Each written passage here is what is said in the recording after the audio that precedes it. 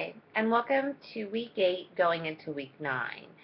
This is kind of our last, I guess you'd say, official week of class. You will be moving into the final, which is open book, open note, and there's also, of course, the extra credit that's available too. So just to let you know, under exams and quizzes, you may access the final. The final exam is not proctored, and instead of having a series of multiple choice, I instead opted for 2 longer essay questions. You can go and you can work on these from basically today until the 11th at midnight. Sorry, I just wanted to check my calendar. So you have a good amount of time. I urge you to go in, to take a look at them, and to kind of use it as a drafting process. The 2 questions are, the first one is, of the writers and poets that we have read during the last half of this course, which one of them may best represent the voice, the spirit, and the hopes of America? Which one of them is the least representative? Define your argument and defend it. There is no right or wrong answer here. I'm looking for those that make their best case. This answer should be anywhere from 3 to 5 paragraphs, maybe a little bit longer. You definitely want to use resources and the evidence from the text. Like I said, you can go in and save this and come back and edit it and go in and save it and go back and save it as often as you want before the due date, which is the 11th at midnight. The same with the second question. In looking back over the last half of this course and looking over the last 50 years of American literature, explain for me whether you think American literature is getting better or worse. Is your answer based on whether you think it is more optimistic or pessimistic or neither?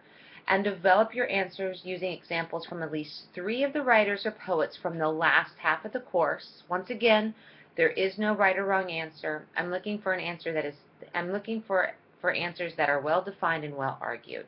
And that is really where you're going to be spending your time for this, is not so much in trying to kind of quiz yourself, but in really kind of using the book and using your notes and getting that information. Remember to cite anything that is not yours. And that is posted under exams and quizzes. It should be opening up this morning at 10 a.m. And then it'll be open until March 11th at midnight. We also have under discussions, I will move it actually to the top. I see that some of you have started doing it, which is excellent, is the extra credit. And extra credit actually won't let me move it for whatever reason. The extra credit is basically complete at least a 5-slide PowerPoint or a 3-minute video or screen capture or a 2-page handout. And you can post it right here. And I will add this extra credit to your overall grade, which should help with some of the midterm issues that you had or anything else that you might feel like you're missing. As far as week 9 is kind of a fun week for readings. Week 9 focuses on aspects of contemporary literature, so you can definitely pull those ideas into your final. Week 9 has Entropy by Thomas Pynchon. He also did the recent Inherent Vice, the film that came out. We have Chandra Le Gan's Schrodinger's Cat, Kurt Vonnegut's Slaughterhouse-Five, Raymond Carver's Cathedral. We have Reed's Neo-Hoodoo Manifesto, and Jasmine Lahari's Sexy. So these are the 60s and then into minimalism and post-colonialism. So those will be our last readings. And of course we just finished up the discussions on kind of literature or fiction in the 1950s. And so I think we've got a lot of really interesting observations there too. And so I really am looking forward to kind of seeing what you guys are going to be doing with the final as you move forward. If you do have any questions as you're kind of going through the final and you're working on it, please let me know. I'm happy to take a look at it and give you some feedback. You don't have to, and like I said, this isn't for you to stress. This really is about you getting the opportunity to explore and to put forward your ideas, much like you've been doing in your discussion postings and in your other areas. Like Joe mentioned, in his post that he really found that the questioning of ideas was something engaging in the literature of the 1950s. Whereas Caitlin mentioned this kind of borderline postmodernism that is occurring in Sal Bellows' The Adventures of Augie March. Now, does that make it a better text than others or not? And that is where the final is going to really play into that. I like that Michael and Kawana both kind of mentioned these period pieces, or this idea that it's teaching both history and ideas of a time. And I think that is something does that make literature good? Or as Megan mentioned, and I think, kind of pulling in the idea of good country people and some other elements, is this something, is it the connection with the literature what makes it good? Or as Michael Sanford mentioned, that there's an evolution of thinking that occurs in the 1950s. Is that what happens? Or as Nathan kind of focused on in The Swimmer, what is this? And what does this text tell us about our culture? Or does it tell us about our culture? And the same thing with Randall's kind of notion of postmodernism and those ideas.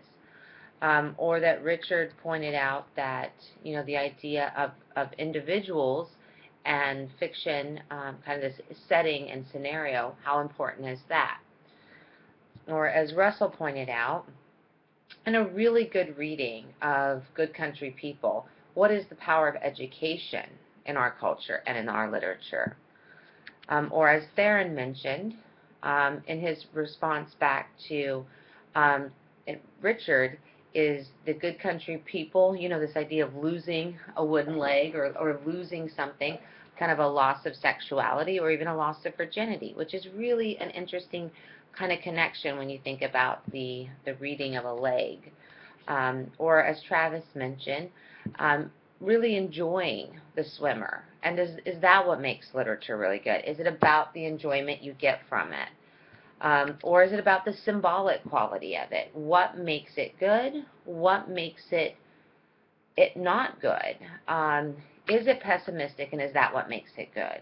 As Vonetta mentioned, The Swimmer was enjoyable, but it was also really sad. And is that sadness, is that what we look for in literature? Is that what we look to enjoy?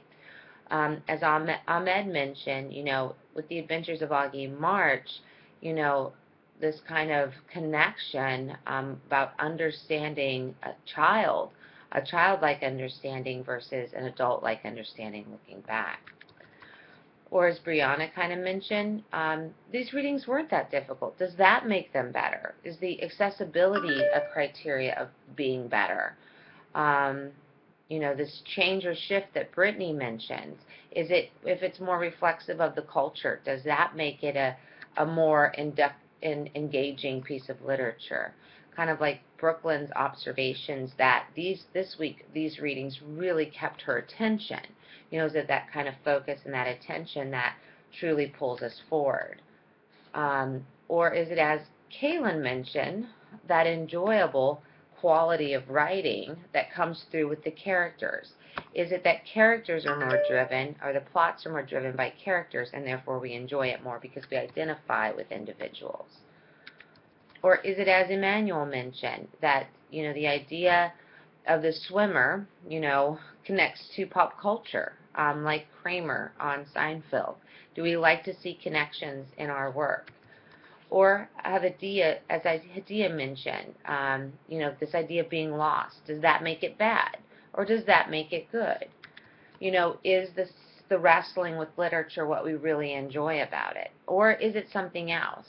Jennifer mentioned in a lot of her comments, the idea that life passes so quickly, and that's kind of this ephemeral quality of life is what she saw in these texts, and is that another indicator of grace, of greatness, or of goodness? And yet, Jeremy mentioned only 1 week left to go, and this kind of shift that he was seeing in literature and in literature occurring. That was Jimmy Harville. Jeremy Spears mentioned, the irony of Good Country People. was something. So is it the ironic quality that really pulls us into these stories? And these are the questions that you can ask. There's no right or wrong answers. It really is about what you see happening and how you see it playing out in the literature. What is good? What is bad? Is it getting better? Is it getting worse? What do you see happening? Why is this happening? Remember, this at the end of this class, you have learned a lot about literature, a lot about history, and a lot about the various movements. So you are informed enough to make these judgment calls. I look forward to seeing them. Please feel free to contact me if you have any questions, comments, or concerns. Thanks so much, and happy working.